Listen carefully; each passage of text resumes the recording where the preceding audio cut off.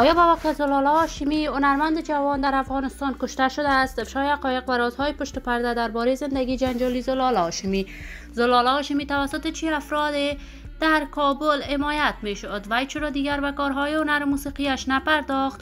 گفتنی های تازه زلالا هاشمی و شوهرش برای دوزاران و طرفدارانشان. من در این ویدیو پیرامون حقایق همین ماجرا خواهم پرداخت. پس در ادامه با کانال دنیا اینفو باشید.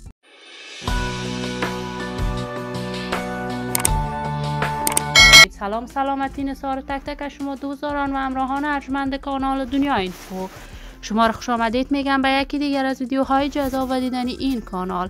اگر توز کانال دنیا اینفو باشید، پس برای حمایت هرچه بیشتر از این کانال علامت سابسکرایب را فشار دهید تا بیننده ویدیوهای جذاب و دیدنی کانال دنیا اینفو باشید.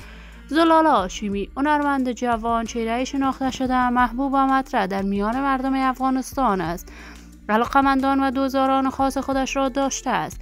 زلالا هاشمی کار در هنر موسیقی را از برنامه پرطرفدار ستاره افغان تلویزیون طلوع آغاز کرد و توانست در مدت خیلی کوتاه به اوج شهرت و محبوبیت رسانه‌ای برسد. کارهای هنری زلالا هاشمی مورد حمایت گسترده افغانها قرار گرفت و این هنرمند جوان توانست مقام دوم را در برنامه ستاره افغان از آن خود کند. بعد از ختم برنامه ستاره افغان، زلالا هاشمی کاملا از پرده رسانه‌ها به دور شد و دیگر کارهای موسیقیش را ادامه نداد. دلیل دوری زلالا هاشمی ازدواجش بود و ازدواج کرده است و صاحب فرزندی است.